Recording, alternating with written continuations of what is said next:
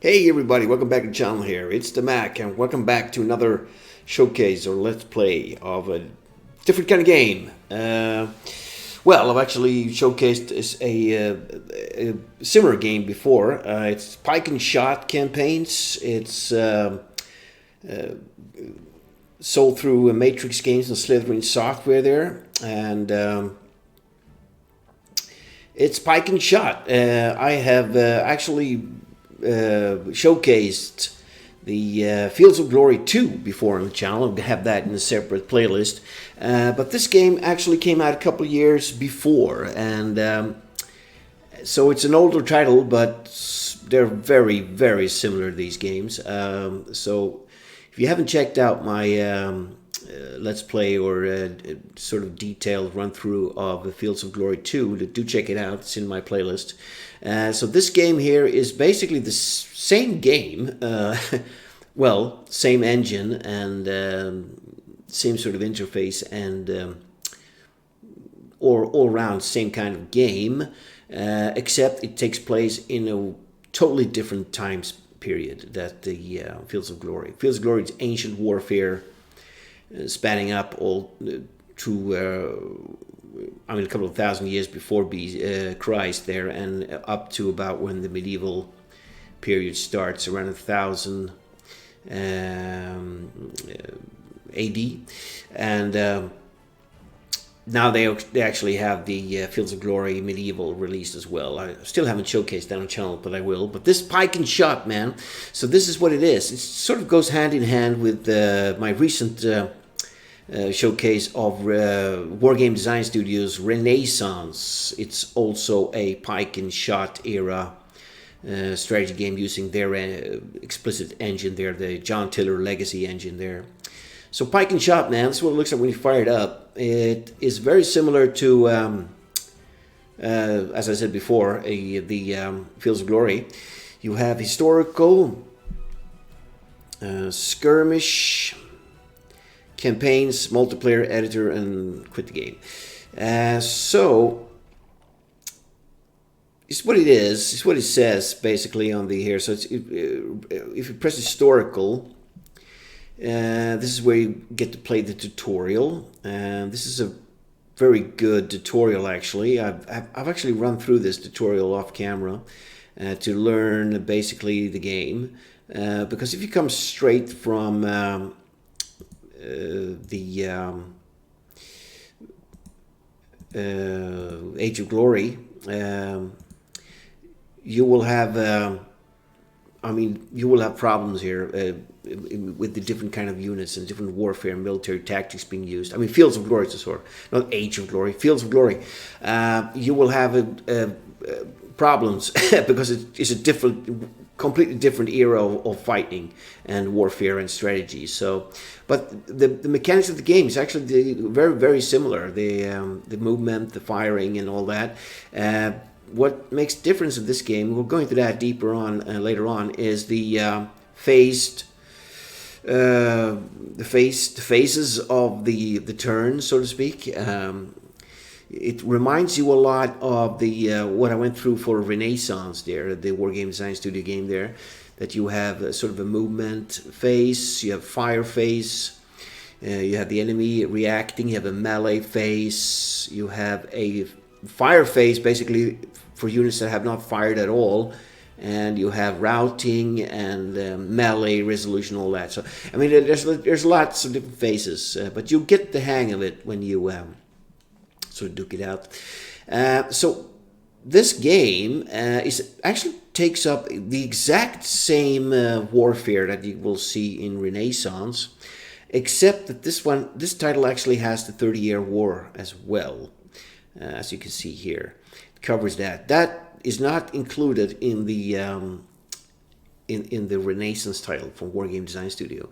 We're all hoping for that they will actually release a Pike and Shot game that exclusively deals with 30-Year War. That would be awesome. But it's actually included here. And they have the English Civil War, and you have that. That might not actually be in the Renaissance as well. You have the Italian Wars, That's included. That's where it actually Renaissance kicks off. And Tercio to Salvo, what's that? Between the Italian Wars and the beginning of the 30-Year War, peace did not reign supreme in Europe and did not militarily develop. Yeah, this takes up actually quite a lot. That it's in Renaissance as well. You have the French Wars of Religion, the Dutch Wars of Independence, and this is not included here. The Denmark, Swedish, and Polish, Lithuanian Commonwealth, and Russia there. So pretty cool. That's what's in the historical skirmish mode. Is sort of the same thing that you had in Age of, I forgot what it's called again. Wait, let me just bring up the thing here. Right. So Pike and Shot, man. Here you have it. It's Byzantine Games in the Lordz Game Studio, and it's Slytherin actually. That's so you can get it on Steam, but you can also get it off their website there. It's sort of interlinked nowadays. Fields of Glory. Sorry, I keep forgetting that. It's called Fields of Glory. But other interesting things that actually comes with this game is the manual. It's good. Good read this. See, they had 1494 to 1698 there, right up to the 18th century there. So this manual is really good actually. Takes up a lot of interesting things. How the combo. I mean, it's the game manual. It's not that extensive as well. It's 94 pages, and a lot of those pages are actually stuff that, I mean, like system requirements and installing the game and all that. And you don't basically need that now that everything is digital. But the historical overview is good. It tells you about the development of European warfare in the Pike and Shot era. So right at the start there, it was still sort of crossed between the medieval and the beginning of gunpowder. So the French still relied a lot upon heavy knights and crossbowmen, but they were using their gunpowder for their cannons, and they were actually pretty good. They had some really good artillery. And of course they did have the arquebusiers and some, but mostly they were using crossbows for a long time. That was kind of special for the French there. And then you have the Swiss and the German mercenaries. They're the Landsknechts and the Swiss pikemen there that was sort of dominating the fields.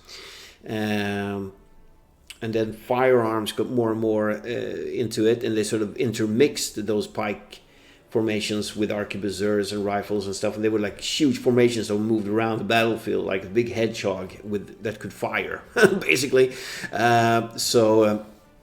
The warfare really was kind of a weird and interesting era of warfare, actually. Cavalry played a huge part as well. You have like the French were relying upon those lancers and smashing with heavy like cavalry smashing into the lines there, and then you had some nations actually evolved the pistoliers, that they had like up to 2-3 like guns, pistols on them, and flintlock pistols, and they would ride around and fire those into the enemy there, and of course they would have swords and stuff for melee and things like that. But so there was a lot of different things being used, and then of course you have skirmishers, the light infantry, and all that. So basically, when I went over in the Renaissance video there, and then you have they evolved. Like the famous Swedish salvo here to take up. This is actually during the 30-Year War there. The firing of these big formations sort of evolved into, you could have like a couple of ranks, and once the first rank is fired and the third is firing, the first rank would probably have reloaded. So it would be sort of a early form of continuous fire, like sort of a basic machine gun, you would say, that there would be constant wall of fire coming out of these formations, so nobody could really get close without being shot to pieces, basically. So that evolved as well during this era here, and they have something about 30-Year War there. And so Manual goes on here. They have the historical scenarios. Yeah, as we looked at is skirmish mode. You could sort of fire up your own, make your own sort of random battle there. It's really cool. We're going to this I'm going to do a little let's play of it and we'll see how it goes. I find it pretty hard actually, compared to Fields of Glory. I sort of quickly got the grasp of that game and sort of the tactics and the units involved, but it's a bit harder here because there's so many. There's actually quite a lot of units that you have to keep track of, basically, what they're good and not good at. And many factors that play. So I can understand that this was really the era of tactics as well. You really need to use your forces cleverly to pull like a victory off. And they have the deployments. It all goes through here. All the so they have the turn sequence as well. Shooting phase, arc of fire. They take that up. The charge. Yes, it's a good manual there. So if you get this game, and there's some data as well for shooting the ranges and stuff. It will be short and long range. That sort of reminds a lot of the Fields of Glory as well when you're using bowmen and stuff. And they have melee, point of advantage. It's the same sort of system they have as Fields of Glory. Coercion. So it's all basically the same. That's just that you have just different units and different kind of things you have to think about. It's not like Fields of Glory, you have like a wall of spearmen, just move them in and engage in melee. And then cavalry is usually the big decision maker in those. But here it could be actually the pikemen that makes the big difference in the battle, because they're sort of, if they're really well drilled and elite status, they would be immune to like cavalry charges and stuff, and you would have to sort of chip away at them with artillery or a ranged combat and stuff. So, and that's pretty hard to do if your enemy also has cavalry that's harassing your missile troops, basically. So it's all there. It's a really good manual, a good piece of read here, and they have some. I think they have something in the end here. Yeah, they have the campaign mode is explained here as well. I still haven't tried that out, but yeah. You could play like full campaigns as well, and there's some micromanagement actually involved in these campaigns. You have there are 6 campaigns during a year: early spring, late summer, early autumn, and late autumn. Armies abandon any ongoing sieges and retreat into winter quarters at the end of the late autumn turn. Troops can be raised in any turn if funds and manpower are available. So you have provinces and taxation. So you take over provinces and stuff, and if you have battles in these provinces, I think your production will actually be halved, and taxes won't be as effective and stuff. You raise troops, and So I like this. I'm going to have to give this a go, probably off camera, the campaign here, or if you guys want to see it on the channel there, I'll put it up there. So it's pretty cool. I like it. It's got some more. It's actually, the campaign system is actually more advanced than the Fields of Glory, and that game actually came afterwards. They actually have some micromanagement here. It's not a lot, but I mean some. So that's cool. I like that. Let's get back to the game here. So yeah, so I went over that. Yeah, so you have skirmish mode, looks basically the same. You can change your what era you want to play in. You have the 30-Year War, Le Roi Soleil, English Civil War, Italian Wars, and Age of Manchiavelli. So I guess you click this. So let's take you take the Italian Wars, for instance. Choose that, and then you sort of pick your scenario. Maybe you just want to have an open battle.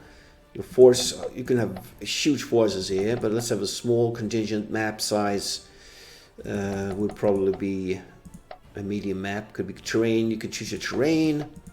Mountains, or just potluck is random, basically. And you choose your side there. You'll be the French or the Allied States. So maybe you want to be the French. And the potluck means both armies. Okay, so that means, I guess you will be the French side, whatever the computer chooses here. So army list French. So the Allies, this will be some early engagements. This will be later on. And the right towards the end there. So maybe some early fighting there. The enemy, it could be chosen by the computer, or it would be the Swiss. They were actually allied with France right at the start there, but then they sort of, well, they were actually using the Swiss pikemen and stuff. Italian League there. Spanish, yeah, they fought the Spanish a lot. And Spanish Imperial. Okay, so pretty cool. Army list. Oh, okay, you can turn it off if you want. Force selection is the default is the player partially selects own forces unless army is set to potluck. Yeah, I'll do both sides forces entirely selected by the AI. That's pretty cool as well. Yeah. Advanced, you could the turns, the width of the map, and the force points there. So that's, I mean, that's the skirmish mode right there. It's probably something that I would probably put up on the channel there. Campaigns. These are the ones that comes with the game, yeah. So the Great Turkish War, the English Civil War, and the Gustav Adolf, the Swedish king there, and Pike and Shot. So that is, I guess that's divided into different, and these are the sort of the late war, so to speak. Yeah, 1642, and the Turkish threat was 1682. But there was a threat as well. Yeah, the French Wars of Religion. Okay, so the French fought Italian wars against Spain and the Holy Roman Empire. Meanwhile, England fought Scotland, Sweden fought Denmark, Russia fought Poland and Lithuania and Sweden, and the Ottoman Empire continued its advance into the Balkans. Yeah, the Ottoman Empire there. The French Wars of Religion lasted from 1562 to 1598. The Dutch Wars of Independence from Spain, that's included in the Renaissance as well. In 1618, tensions between Catholics and Protestants in Germany broke out in the open warfare. The 30-Year War lasted, with foreign interventions from the Danes, the Swedes, and the Spanish and the French there. In the second half of the century, began wars of expansion. The Northern War continued, and the Turkish Wars accumulated into the Great Siege Battle of Vienna. So, yeah. Cool. So they have those campaigns there. And another thing that you have that, let's see if it works. So we have this, the download community scenarios. So all these scenarios, there's tons of stuff created. Download a campaign package from the internet. Yes, okay. Download the selected campaign. So these are all campaigns that people have made that you can actually play. So that's pretty cool. So the content is huge, man. It's massive for this game, as it was for Fields of Glory 2 as well. It's huge.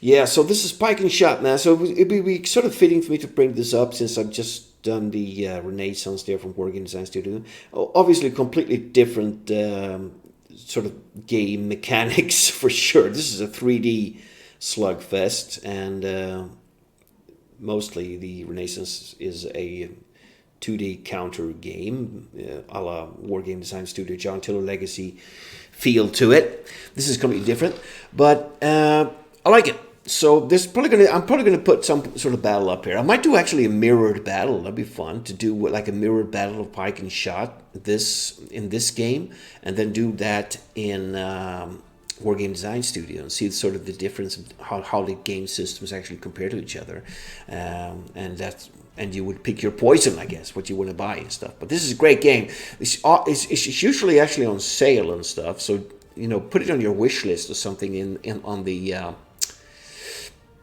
on Steam, I guess, or you can check the Matrix or Slytherin Software website. Often there, they usually have. They just now had a huge sale over Christmas and stuff. So, really cool game. Definitely will give it a shot there. So, hope you guys are going to be enjoying it and get this game, man. It's good. So I'm going to end this introductory video here, and we're going to be the next part. I'm actually going to fight a battle and see if I can pull it off and survive it. It'll be tough. It's definitely different strategy thinking involved in this game than in other titles. So thanks for watching, man. Like and subscribe and stuff, and I will see you in the next one. Have a good one.